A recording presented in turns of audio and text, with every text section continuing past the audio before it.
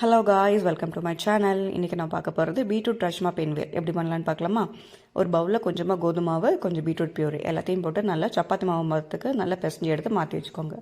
அதுக்கப்புறமா நான் சைடில் வேக வச்சுருந்த ராஜ்மாவும் சக்கரவள்ளி கிழங்கும் வச்சுருந்தேன். ரெண்டுத்தையும் நல்லா மசிச்சுட்டு அதுக்கப்புறமா கொஞ்சமாக கடலை மாவு, கொஞ்சம் புதினா, கொஞ்சம் மல்லி, கொஞ்சம் ஸ்பைசஸ் என்னெல்லாம் வேணுமோ அதெல்லாம் போட்டு இதுக்கு தேவையான உப்பும் போட்டு நல்லா பிசைஞ்சு எடுத்து மாற்றி வச்சுக்கோங்க.